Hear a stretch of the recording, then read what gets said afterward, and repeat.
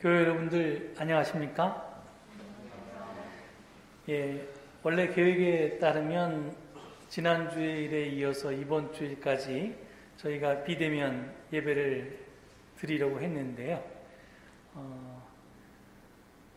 정부의 방역 지침이 강화된 관계로 지금 올 연말까지 12월 27일까지 지금 모든 대면 예배를 못 드리게 되었습니다. 그래서 다음 주는 물론이고 성탄절 그리고 또 올해 마지막 주일까지 저희가 주일 예배는 다 비대면으로 드려야 할 것 같습니다.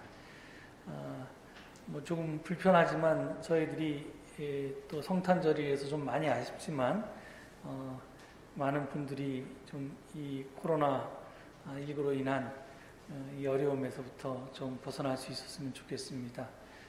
저희들이 이런 불편함 감수와 또 노력이 지금 확산되고 있는 코로나 대유행을 좀 막아서 좀 내년서부터는 모든 국민들이 좀 다시 정상적인 생활로 돌아갈 수 있었으면 좋겠습니다.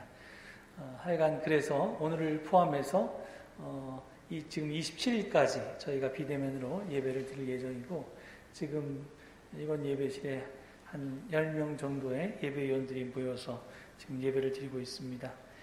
오늘은 대림절 세 번째 주일이고요. 매주 그렇듯이 교회력에 따른 성서일과표 대림절 세 번째 주일 서신서 본문을 가지고 오늘 증언하도록 하겠습니다. 그럼 이제 징이 울리면 마음을 모아서 신령과 진정으로 하나님께 예배를 올려드리겠습니다. 다 함께 묵상기도 드리시겠습니다.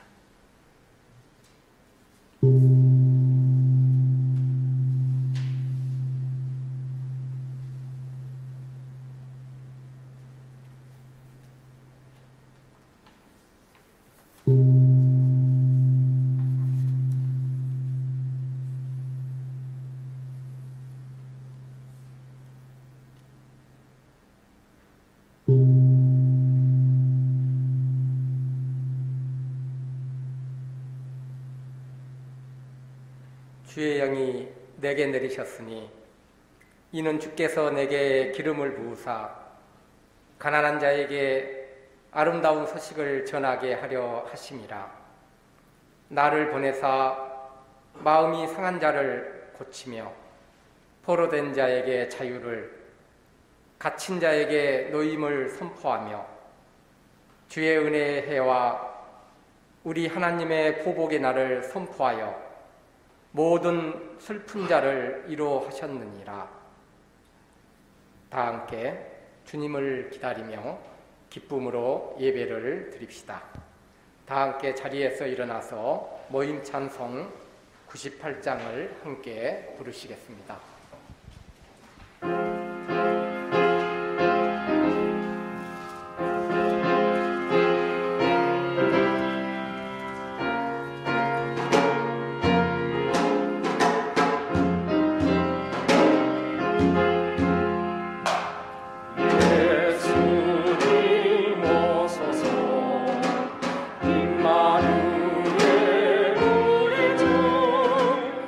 이곳에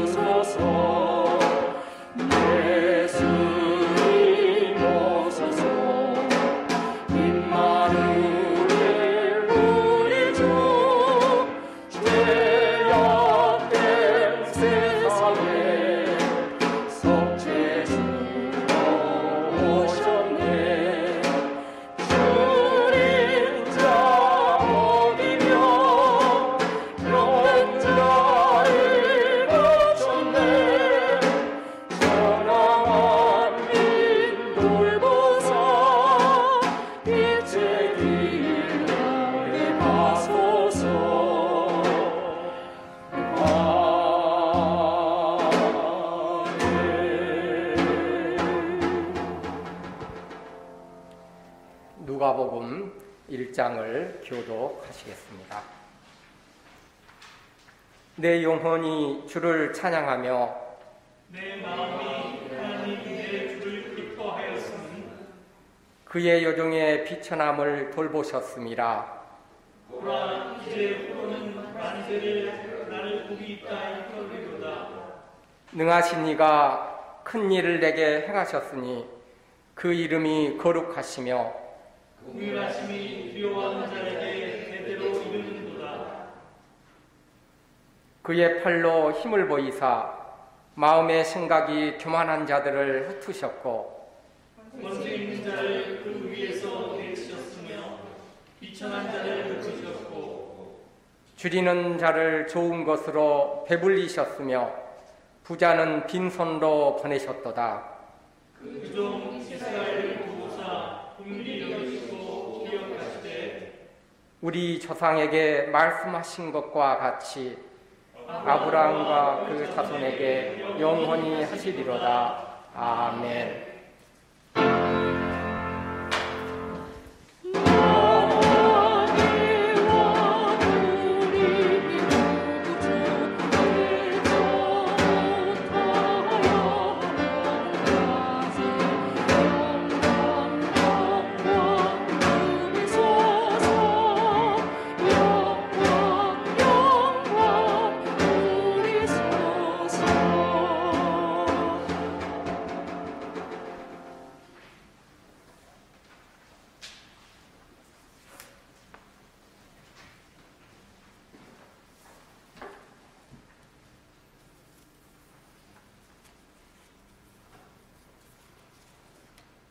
다 같이 기도드리겠습니다.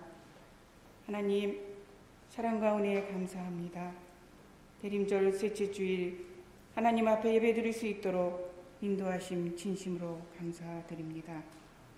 코로나19를 겪으며 비대면으로 한 해를 보내며 한 해를 돌아봅니다. 하나님께서 하늘과 땅과 온 우주를 창조하신 하나님, 은총으로 주신 12월 마지막 달 대림절기입니다.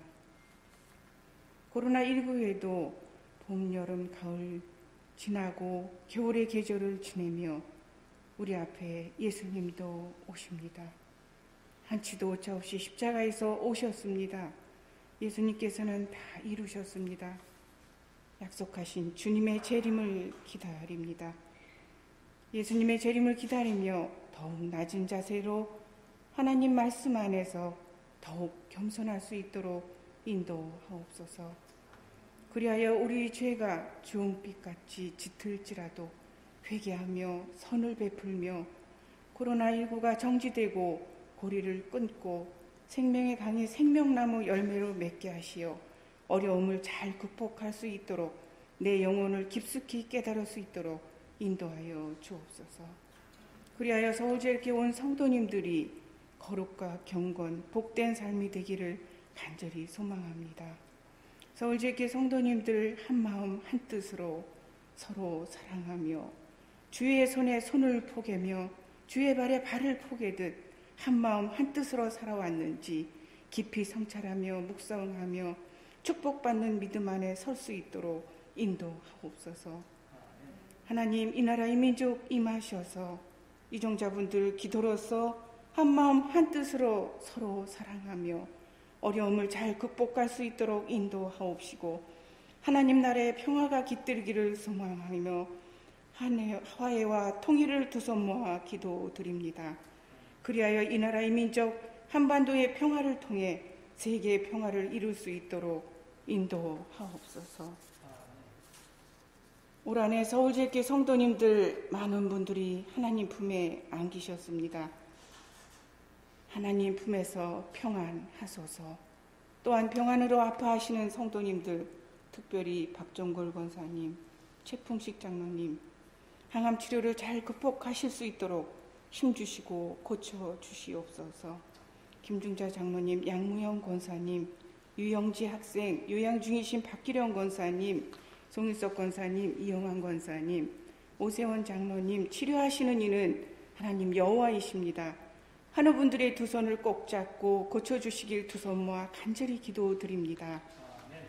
정원진 목사님 말씀을 전하실 때 생명의 말씀으로 임하셔서 묵상하며 주님의 재림을 기다리며 구원의 소망으로 한 주간의 삶이 은혜의 삶으로 인도하옵시고 목사님 가정 위에도 건강과 평안이 가득하시길 두 손 모아 기도드립니다.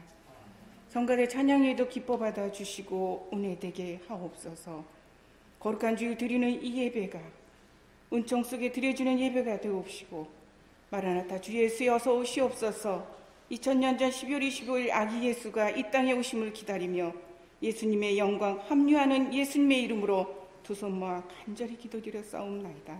아멘. 하늘에 계신 우리 아버지시여 이름이 거룩히 여김을 받으시오며 나라의 임하옵시며 뜻이 하늘에서 이루어진 것 같이 땅에서도 이루어지이다. 오늘날 우리에게 일용할 양식을 주옵시고 우리가 우리에게 죄 지은 자를 사하여 준 것 같이 우리 죄를 사하여 주옵시고 우리를 시험에 들지 말게 하옵시며 다만 악에서 구하옵소서.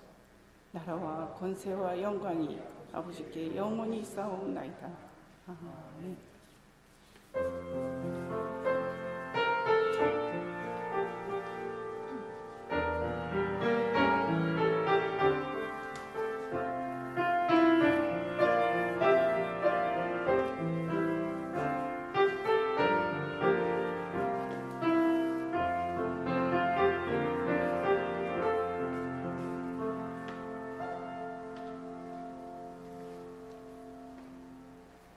오늘 우리에게 주신 하나님의 말씀은 데살로니가전서 5장 16절에서 24절까지의 말씀입니다. 주보에 있는 말씀을 한 목소리로 봉독하겠습니다. 항상 기뻐하십시오. 끊임없이 기도하십시오. 모든 일에 감사하십시오. 이것이 그리스도 예수 안에서 여러분에게 바라시는 하나님의 뜻입니다. 성령을 소멸하지 마십시오. 예언을 멸시하지 마십시오. 모든 것을 분간하고 좋은 것을 굳게 잡으십시오. 갖가지 모양의 악을 멀리 하십시오. 평화의 하나님께서 친히 여러분을 완전히 거룩하게 해주시고 우리 주 예수 그리스도께서 오실 때에 여러분의 영과 혼과 몸을 흠이 없이 완전하게 지켜주시기를 바랍니다. 여러분을 부르시는 분은 신실하시니 이 일을 또한 이루실 것입니다. 아멘. 나가오 유키 목사님께서 찬양해 주시겠습니다.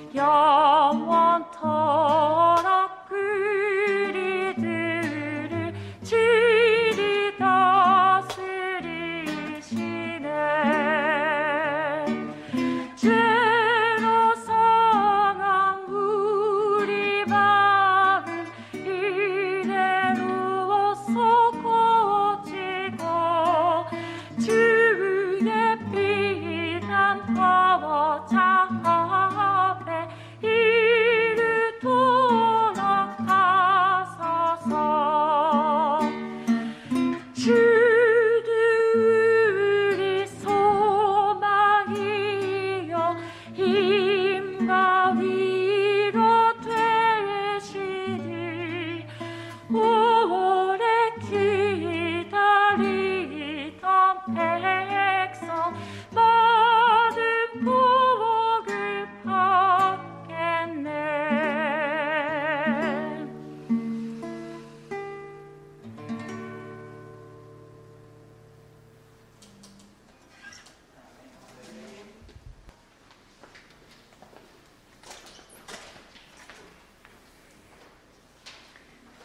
예, 감사합니다. 우리 반주자께서 피아노 반주가 아니라 또 기타로 이렇게 반주해 주셨습니다. 기타 반주 소리가 여러분들께 잘 들렸는지 모르겠습니다. 현장과 또 가정에서 예배 드리실 때 예배 분위기가 제대로 전달되는지 모르겠는데요. 하여간 이 옆에 있는 멋진 크리스마스 트리를 못 보여드려서 좀 아쉽습니다. 예, 지금 우리가 한참 대림절 길을 지나고 있는데요. 예수 그리스도의 오심을 기다리는 올해 대림절은 몹시 어수선하고 또 마음이 복잡합니다. 제일 먼저 코로나19의 3차 대유행으로 인해서 신규 확진자가 1000명에 육박함에 따라서 방역에 비상이 걸렸습니다. 전문가들은 이미 겨울이 되면 우리의 목이 건조해져서 그래서 그리고 또 실내 생활이 길어짐에 따라서 호흡기 질환이 많이 늘어나기 때문에 코로나가 유행할 것이다 이렇게 경고했었습니다. 그리고 그 경고가 지금 현실이 되었습니다. 지금까지 K방역이 비교적 성공적으로 잘 해왔는데 이제 그 한계가 도달한 것 같습니다. 그래서 지금 우리가 물론 노력하면 좀 줄어들겠지만 예전에 저희가 결심하면 금방 해결을 받던 것처럼 지금 감염자들이 많아서 그때처럼 그런 기대를 하기는 좀 어려운 것 같습니다. 그래서 비록 성탄절이 얼마 앞으로 다가왔고 그리고 연말이지만 다른 나라들이 오래전부터 그래왔던 것처럼 강력한 사회적 거리두기 시행이 불가피할 것으로 보입니다. 오늘 또다시 방역 단계가 더 강화될지도 모르겠습니다. 아무튼 우리의 일상생활이 많이 불편할 것이고요. 또 경제적으로도 타격이 클 것이기 때문에 우리의 마음이 많이 무겁습니다. 이런 와중에 정치권은 하나가 되어서 위기 극복에 나서야 할 텐데 그러기는커녕 이 공수처법 등 권력기관 구조 개혁안 처리 문제로 지금 국회는 대립이 극심합니다. 이에 더해서 검찰총장 징계 문제도 시끄럽고요. 또 부동산 문제도 심각해서 대통령 지지율이 취임 후에 최저치를 기록하고 있습니다. 크리스마스 시즌은 기대와 희망의 계절인데 지금 우리 현실은 그렇지 않은 것 같아서 착잡합니다. 잘 아시듯이 지금의 문재인 정부는 2016년 촛불 시민혁명을 통해서 탄생한 정부입니다. 우리 국민이 박근혜 전 대통령이 저지른 국정농단에 분노해서 전국에서 이게 나라냐라고 하면서 촛불 집회로 저항해서 국회 탄핵소추와 또 헌법재판소의 탄핵 인용을 이끌어서 세우게 된 정부입니다. 따라서 문재인 정부는 최우선 국정과제로 적폐청산을 꼽았었습니다. 나라다운 나라를 세우는 것이 이 정부의 목적이었습니다. 우리는 새 정부 출범 이후에 지난 4년 동안 참 많은 변화를 경험했습니다. 이명박 박근혜 정부 때를 생각해 보면 사실은 천지가 개벽했다라고 할 것들이 참 많이 있습니다. 그런데 우리 국민들은 집권 4년차가 되니까 잘한 것은 너무 당연한 것이고, 그리고 잘못한 것은 이제 부당하다고 그렇게 나무라기 시작했습니다. 특히 현 정부가 내세웠던 기회는 평등하고 과정은 공정하고 결과는 정의로울 것이다 라고 하는 말이 공허한 구호처럼 들릴 때 더 그런 것 같습니다. 특별히 위험의 외주화로 사회적 약자가 계속해서 희생되고 있는데, 정부와 여당이 중대재해기업처벌법 처리를 빨리 안 하는 것은 비판받아 마땅할 것입니다. 또 이후에 어떻든 간에 집값이 너무 크게 올라서 서민들의 내 집 마련이 더 어려워졌고, 또 빈부격차가 집값 때문에 늘어난 것도 우리 사회의 큰 문제입니다. 과거 노무현 정부 때 진보적인 정책 추진이 지지부진하자 지지층이 등을 돌렸고, 또 반대층은 다 노무현 때문이다 라는 유행어를 만들어서 전 국민을 현혹했던 일이 떠오릅니다. 그래서 좀 걱정입니다. 흡족하지는 못해도 이 정부가 적폐청산에 대해서 여러 가지 성과를 냈고, 또 앞으로도 낼 것은 확실합니다. 지금 세상이 어수선하고 우리의 마음이 좀 복잡한 것은 특별히 우리 매스컴들이 정부가 하는 일마다 비난을 쏟아붓고 있기 때문인데, 그것은 지금 적폐청산에 대한 저항이 그만큼 크다고 하는 그런 증거일 것입니다. 사실 최근 전국을 시끄럽게 하고 있는 공수처법, 국정원법, 경찰청법 개정안 등은 권력기관 개혁 법안들인데요. 이것은 지난 2018년 1월 14일에 당시 청와대 민정수석이었던 조국 수석이 문재인 정권의 권력기관 적폐청산 과제로 제시했던 것들입니다. 과거 우리 권위주의 정부 하에서 수많은 우리 젊은 청년들이 이 권력기관들에 의해서 경찰이라든지 안기부라든지 검찰이라든지 이런 권력기관들에 의해서 목숨까지 잃었던 많은 일들이 있었기에, 그리고 죄가 없는데 죄인으로 그렇게 복역해야 했던 말도 안 되는 일들이 많았기에, 그래서 이 권력기관을 조정하지 않으면 진정한 적폐청산을 이룰 수 없다 해서 앞으로 우리 정부는 이런 식으로 권력기관을 재편하겠다, 이렇게 마스터 플랜을 냈던 것입니다. 그런데 이게 이미 오래전에 실현되었어야 할 법들이 만 3년이 지난 지금에서야 겨우 이제 입법화를 시작했습니다. 이제 겨우 공수처법이 다시 또 바뀌어서 입법화됐고요. 그 다음에 이제 안기부법, 그 다음에 경찰법, 또 이제 계속해서 연초에 입법될 예정입니다. 왜 도대체 이게 3년이나 걸렸나? 적폐 세력이었던 야당이 자기들이 만든 국회 선진화법까지 안 지켜가면서 반대했기 때문에 그렇습니다. 그래서 국민들이 지난 총선에서 입법에 필요한 3분의 2의 의석을 여당에 준 것 아닙니까? 야당의 방해를 받지 말고 국민의 뜻에 따라서 입법하라고 의석을 주었던 것이죠. 그러니까 당연히 빨리 이 법들을 처리했어야 옳습니다. 그런데 지금 그런 국민의 뜻을 반영해서 입법을 하고 있는데 지금 입법 독재라고 말합니다. 그럼 도대체 그 사람들한테 입법하라고 표를 준 국민들의 주권은 어떻게 되는 겁니까?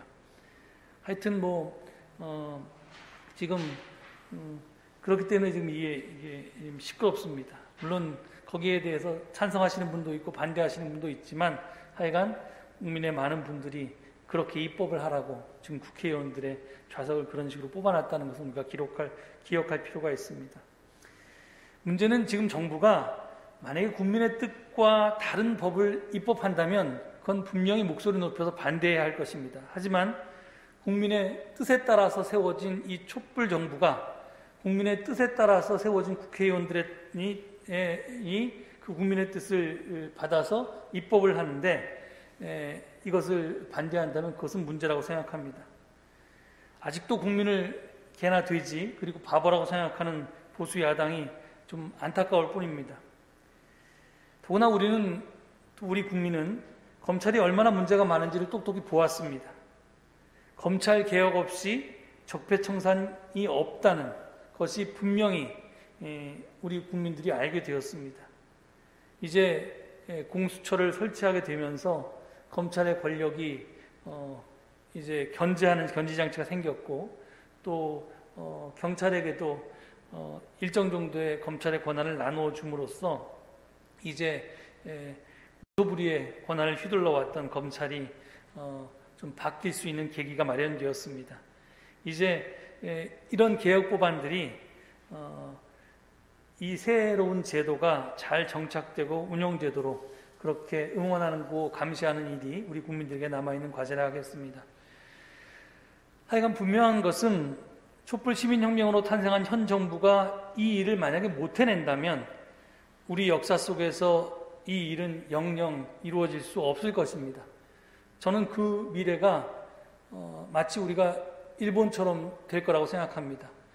그렇게 자민당 정권이 뭐 힘이 있을 때나 없을 때나 하여튼 열린 내각을 형성하면서 끝끝내 정치 귀족들이 정권을 놓지 않으면서 모든 권력들을 그냥 수십 년 계속 이어갈 수 있는 그런 나라, 그게 우리가 바라는 나라는 아닌데 지금 이번 기회를 놓치면 우리가 이제 그런 일본의 전철을 밟을 거라는 생각에 좀 두렵기도 합니다.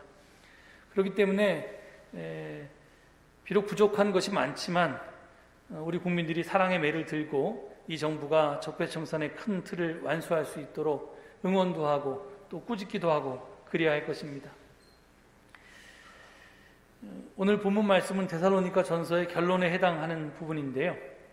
잘 아시듯이 데살로니가 전서는 종말과 재림에 대한 문제를 다루고 있습니다. 이 토픽이 이 종말과 재림이라는 것이 현 시국과 겹쳐져서 제가 증언 서두에 시국 이야기를 좀 길게 했습니다. 그 이유는 오늘 본문을 읽으면서 제가 2016년 대림절에 여러 차례에 걸쳐 했던 증언들이 떠올랐기 때문입니다. 촛불 시민혁명이 한창이던 당시에 제가 이런 내용으로 증언했었습니다. 1세기의 그리스도인들이 예수님이 다시 오실 것이라고 주장했을 때 그것은 예수님 안에서 이미 시작된 것이 완성되고 결실을 맺을 것이라는 그들의 확신을 표현한 것이었습니다. 그래서 저는 감히 지금 2016년 대림절에 예수님이 우리나라에 재림하셨다고 믿습니다. 왜?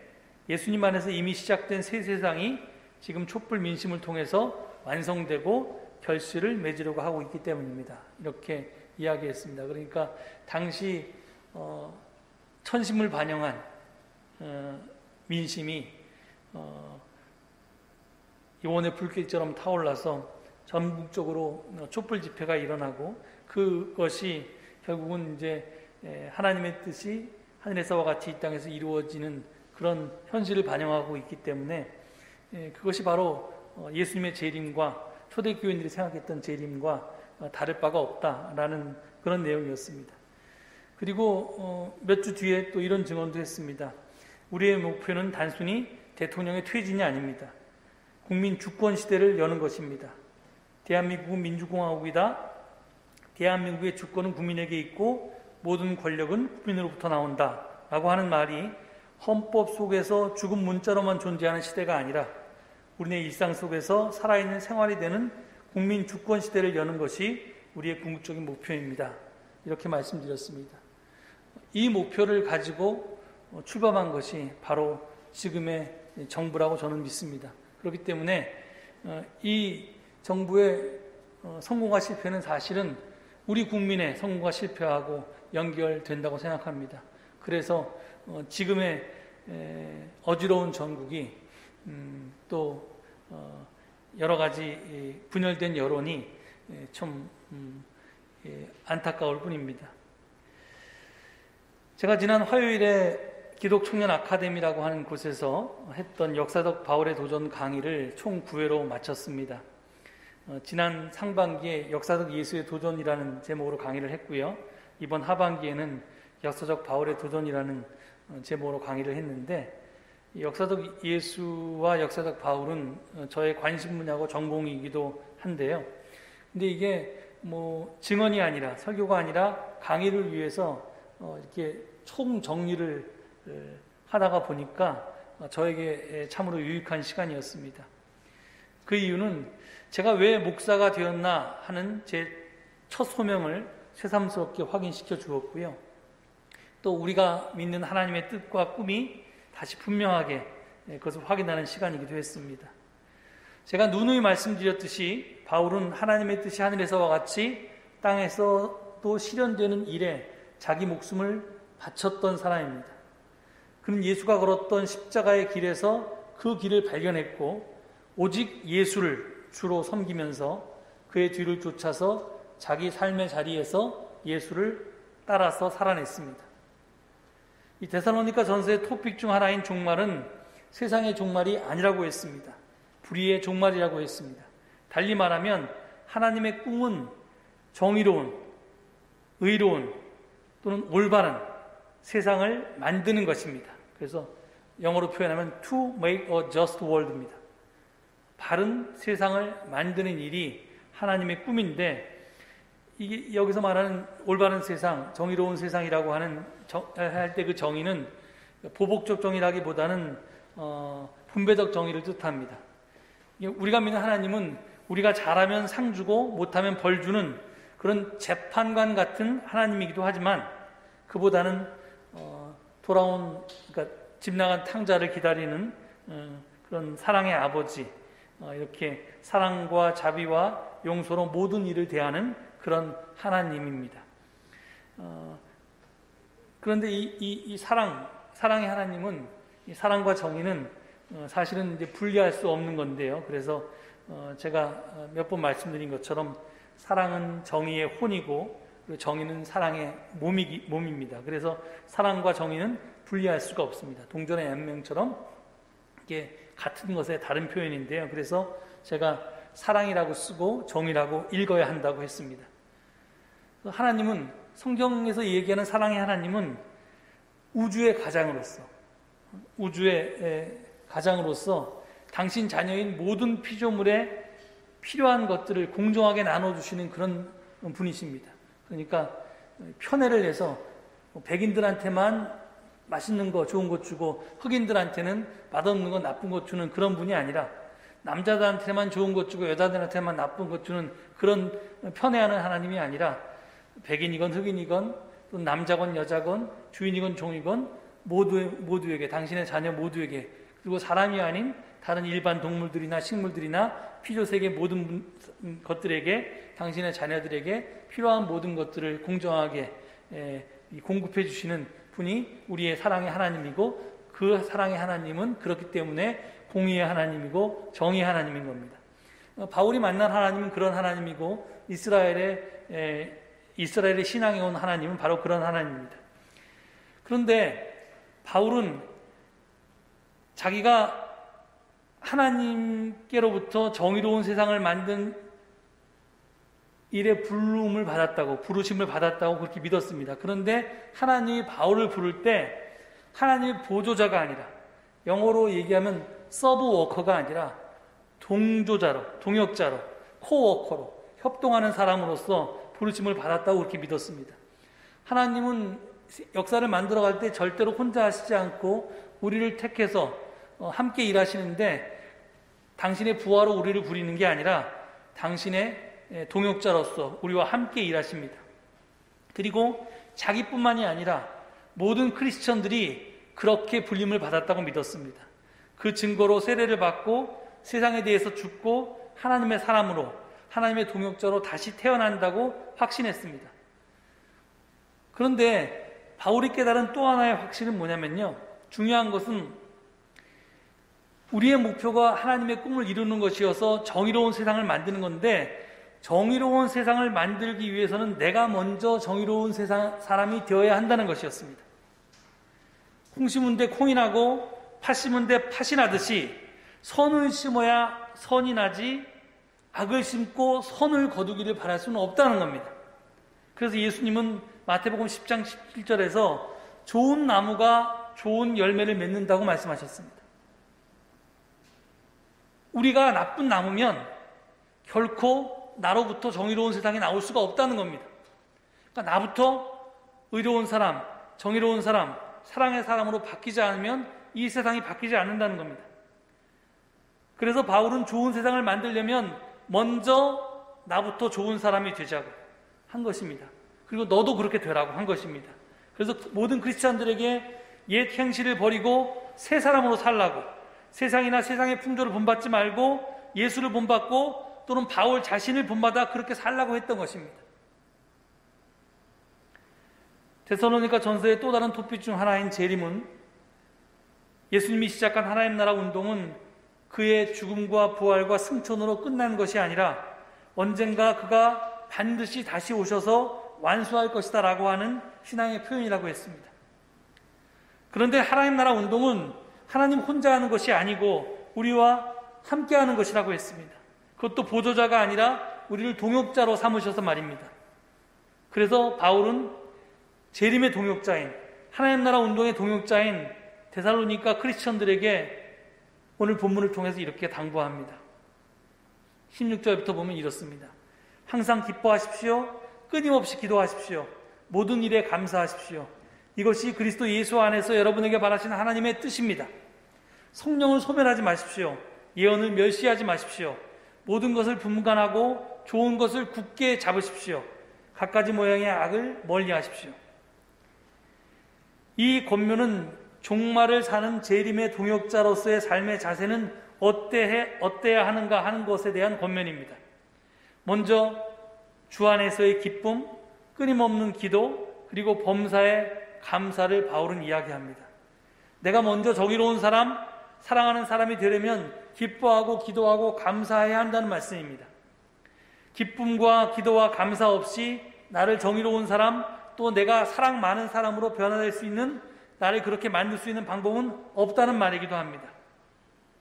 그런데 바울은 그것을 가능하게 하는 근본적인 힘에 대해서 이어서 우리에게 가르쳐 줍니다. 그것이 뭐냐면 성령과 예언입니다. 성령은 하나님의 영, 예수 그리스도의 영입니다. 그것은 하나님의 영과 예수 그리스도의 영이 중생한, 거듭난 나의 어리요 영이요 혼이라는 뜻입니다. 그래서 바울이 이제 사는 것은 내가 아니고 내 안에서 그리스도가 사신다고 했을 때 나의 거짓자, 나의 이기적인 자아가 아닌 하나님의 자아, 예수 그리스도의 참 자아가 나의 주인이 돼서 나를 지배할 때 나는 비로소 기뻐할 수 있고 기도할 수 있고 감사할 수 있다는 뜻으로 지금 이 말을 한 겁니다. 그리고 바울은 나아가서 이미 내 속에 그렇게 자리 잡은, 내가 세례를 받으면서 옛 나에 대해서 죽고 새로운 나로 거듭난, 새롭게 태어난 그 내 속에 하나님의 영이 자리 잡고 있는데 그 내 안에 자리 잡고 있는 성령을 소멸하지 말라고 얘기합니다. 저는 이 말씀을 다시 읽으면서 깜짝 놀랐습니다. 아니, 하나님의 영이 이미 내 안에서 자리 잡고 있었는데 그것이 어떻게 소멸합니까? 근데 그럴 수 있다고 바울은 분명히 얘기합니다. 내가 그 영을 쫓아낼 수 있다는 겁니다. 언제 그럴 수 있냐? 예언을 멸시하면 그렇다는 겁니다. 여기서 예언은 하나님의 뜻을 얘기하는 거죠. 그러니까 미래의 일을 예측하는 게 아니라 하나님의 뜻이 무엇인지, 하나님의 바람이 무엇인지를 나에게 얘기해 주는 그런 증언을 얘기합니다. 하나님의 뜻이 무엇인지를 나에게 깨우쳐주는 그 말씀을 내가 멸시하면 성령이 내 안에서 소멸하고 만다는 겁니다. 밥을 안 먹으면 우리가 죽듯이, 물을 안 주면 식물이 죽듯이, 말씀을 안 먹으면 성령 앞에서 내가 나를 성찰하지 않으면 내 안에 계신 성령이 죽는다는 겁니다. 말씀 공부를 안 하고 말씀 앞에서 나를 성찰하지 않으면 우리 영혼은 메마르고 내 혼과 넋이 죽어버린다는 겁니다. 그러니까 그것을 경계하라고 분명히 얘기합니다. 그러면서 또 우리 안에서 속삭이는 영이, 그것이 성령인지 악령인지 이것을 구분해야 한다고 합니다. 물론 그것이 성령인지 악령인지 구별하는 것도 있고 또 성령 중에서 어떤 것이 보다 더 나은 성령인지를 구분하는 것도 포함되겠죠. 고린도 전서에 보면 그런 말씀들이 있는데, 그래서 나쁜 것은 버리고 좋은 것은 취하라고 얘기합니다. 그 다음에 뭐 이렇게 성령에도 여러 가지 이 분별을 해서 더 나은 최고의 성령이 사랑이라고 고린도서 13장은 얘기하고 있는데, 성령의 열매가 그것을 가장 좋은 것을 취해야 된다는 겁니다. 물론 그것을 취하고 내가 구분하는 그 기준은 내가 되어서는 안 되고 당연히 말씀이 되어야 될 것입니다. 예언이 되어야 할 것입니다. 그래서 결국은 내가 기뻐하고 기도하고 감사하는 사람으로서, 정의로운 사람으로서, 살아가는 사람으로 살려면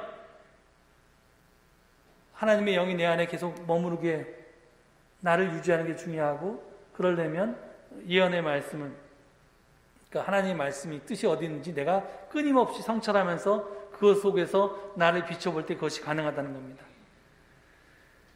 근데 이렇게 사는 것도 사실은 쉽지는 않습니다. 그래서 이것도 엄두가 안 날지 모르겠습니다. 그래서 바울은 오늘 말씀 뒤에 마지막 권고를 덧붙입니다. 23절부터 이렇게 되어 있습니다. 평화의 하나님께서 친히 여러분을 완전히 거룩하게 해주시고 우리 주 예수 그리스도께서 오실 때 여러분의 영과 혼과 몸을 흠이 없이 완전하게 지켜주시기를 빕니다.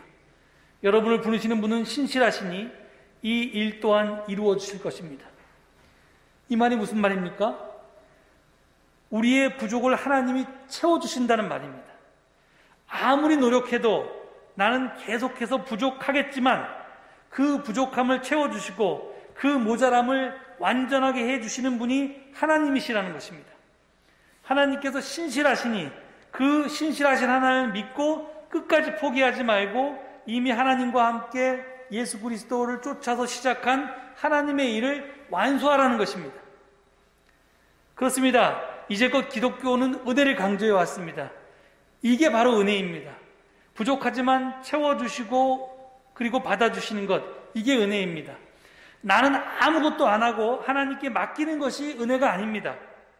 빵점짜리 인간을 합격시켜주는 게 아니라 내가 최선을 다할 때, 그렇지만 늘 부족하겠죠. 그게 얼만큼인지 모르지만 하여간 내가 최선을 다할 때, 그럼에도 불구하고 내가 부족할 때 하나님께서 그 부족함을 보태주시고 채워주시는 것이 은혜입니다. 하나님은 우리가 스스로 최선을 다하면서 도움을 청했을 때 슬쩍 힘을 보태주시는 분이지 가만히 앉아서 조르기만 한다고 다 들어주시는 그런 분이 아니십니다. 하늘은 스스로 돕는 자를 돕는 법입니다. 그러니 이번 대림절에 가만히 앉아서 좋은 세상 오기를 기다리거나 구경하지 마시기 바랍니다. 내가 먼저 좋은 사람이 되어서 좋은 세상을 이끌어오는 마중물이 될 수 있기를 바랍니다. 우리가 그렇게 최선을 다하면 부족한 것은 하나님께서 은혜로 채워주실 것입니다. 여러분 모두 이 은혜의 수혜자들이 되시기를 간절히 축원드립니다. 이 말씀 기억하시면서 잠깐 침묵 가운데 성찰하시겠습니다.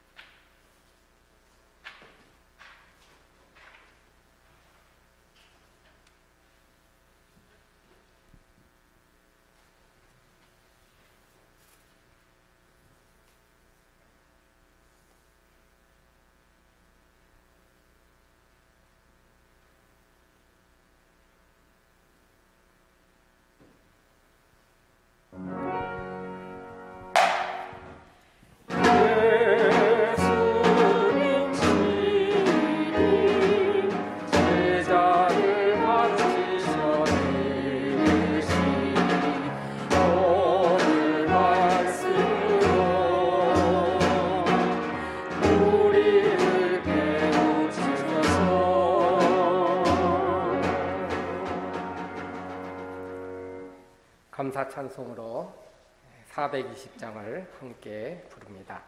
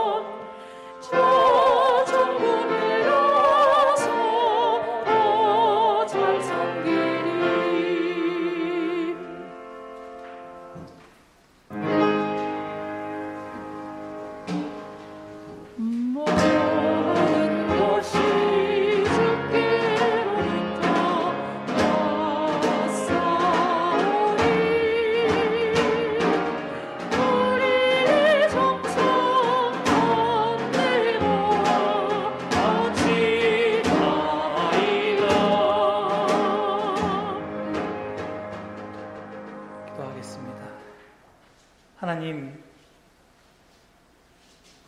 이 대림의 계절에 저희들이 이렇게나마 함께 예배드릴 수 있게 하시니 감사드립니다.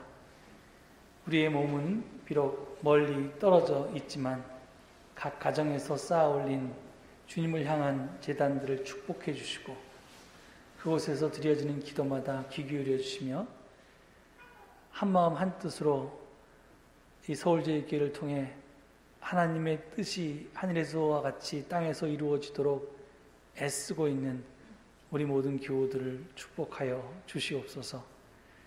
하나님, 이 성탄을 앞둔 계절에 예수님과 함께 같은 꿈을 꾸고 같이 살 수 있기를 바랍니다.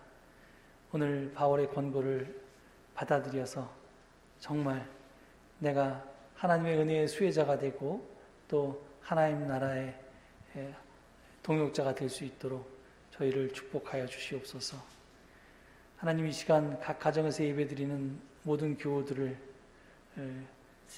살펴주시고 또 그 가정을 지켜주시옵기를 간절히 빌고 원합니다. 아픈 교우들 위로해 주시고 치유해 주시며 또 심령이 상한 교우들 하나님께서 붙잡아 주시고 여러 가지 문제로 고민하는 교우들을 하나님 그 문제마다 주님의 은혜로 해결하여 주시옵소서. 우리 이 시간 귀한 예물을 바치며 당신께 우리 한 사람 한 사람의 기도의 제목, 각 가정의 기도의 제목을 아뢰싸우니 살펴주셔서 가장 좋은 길로 하늘의 응답을 내려 주시옵소서. 감사드리며 예수 그리스도 이름 받들어 기도 올립니다. 아멘.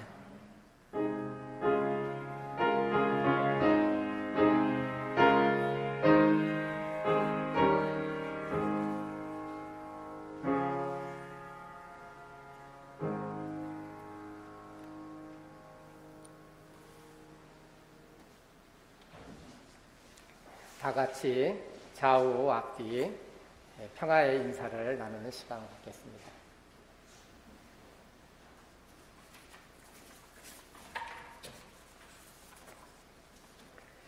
공동체 나눔 소식 알려드립니다. 오늘 교회와 각 가정에서 함께 주일 예배를 드리시는 모든 분을 환영합니다. 수도권의 사회적 거리 두기가 2.5단계로 격상됨에 따라 오는 27일까지 모든 예배는 비대면으로 드립니다. 각 가정에서 예배를 드리신 후에 예배 인원을 사무실에 알려주시기 바랍니다. 헌금은 교회 계좌로 송금해 주시기 바랍니다. 약정하신 헌금은 가능하면 연말까지 다 완납해 주시기를 바랍니다. 각 신도의 총회 결과입니다. 바울의 회장 윤주상 권사님, 총무 문성훈 권사님, 회계 김명일 권사님, 루터의 회장 김종남 집사님, 에스더의 회장 소서영 집사님, 총무 이승수 집사님, 베드로회는 다음 주에 결정한다고 하십니다. 온라인으로 독서 소모임을 구성을 위한 줌 미팅이 16일 수요일 오전 11시와 오후 8시에 있습니다.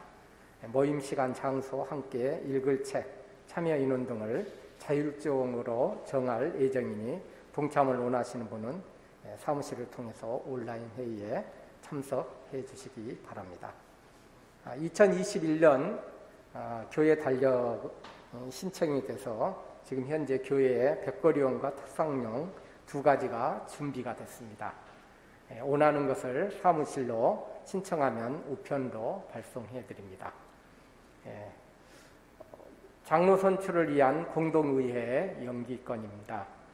연말까지 비대면으로 예배가 계속되는 관계로 원래는 다음 주에 우리가 예정이었었는데 내년으로 불가피하게 연기됨을 알려드립니다. 빨리 우리가 정상적인 상황으로 다가와서 상황을 다시 할 수 있도록 많은 기도를 요청드립니다. 모임 및 강연이 있습니다. 연말당회는 오늘 오후 1시에 있습니다.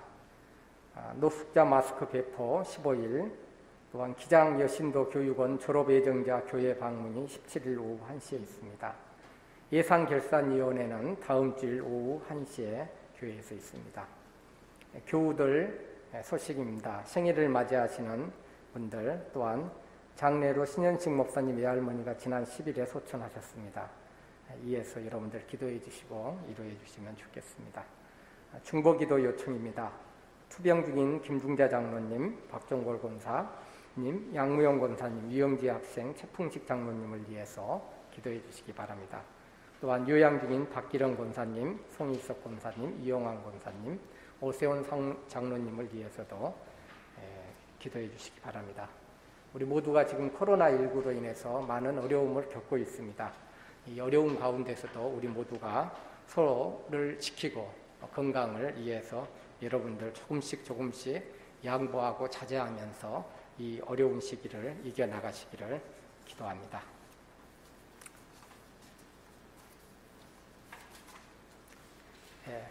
서울제일교회 신앙고백 다 같이 함께 하시겠습니다. 우리는 혼자가 아닙니다. 우리는 하나님 안에 있으며 하나님과 함께 우리와 세상을 변화시켜 나갑니다. 그 변화의 길을 우리 주 예수 그리스도께서 앞서 가셨습니다. 우리는 그 십자가 길이 정의와 평화, 생명과 사랑을 이루는 기름을 믿고 뒤따라 갑니다. 변화의 영이신 성령께서는 우리로 하여금 하나님 나라를 꿈꾸게 하시고 공동체를 이루어 그 꿈을 이루도록 힘보태 주십니다. 우리는 교회가 하나님 나라의 씨앗임을 믿습니다. 말씀과 확인과 봉사를 통해 그 안에서 하나님 나라를 이루고 그것을 밖으로 확장시켜 나가고자 우리의 삶을 헌신합니다. 아멘. 번եմ 찬송으로 찬송가 447장을 함께 부르시겠습니다.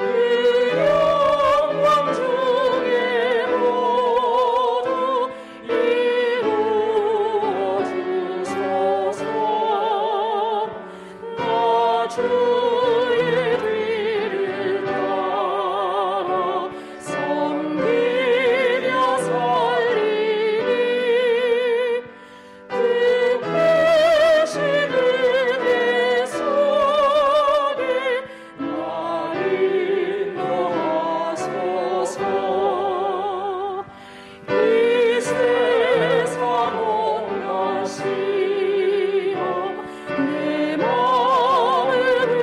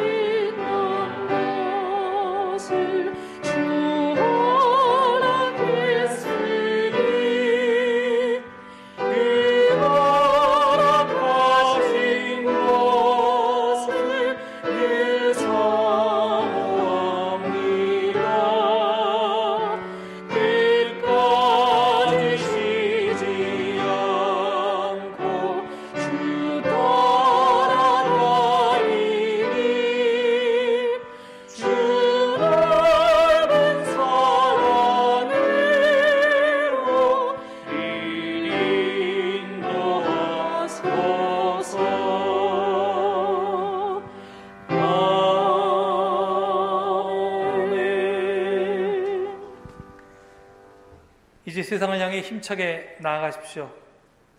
정의로운 세상을 만들기 위해서 먼저 정의로운 사람이 되십시오. 사랑의 세상을 완성하기 위해서 먼저 사랑의 사람이 되십시오. 우리가 최선을 다하면 나머지 부족한 것은 하나님께서 채워주실 것입니다. 이제는 예수 그리스도의 구원하시는 은혜와 하나님의 무한하신 사랑과 성령님의 함께하심과 도우심이 오늘 대림절 셋째 주일을 맞아서 주님 앞에 나와 예배하고 하나님의 동역자로서의 소명을 안고 세상으로부터도 돌아가는 주의 백성들 위해 저들의 가정과 일터 위에 지금부터 영원토록 함께하옵시기를 간절히 축원하옵나이다. 아멘.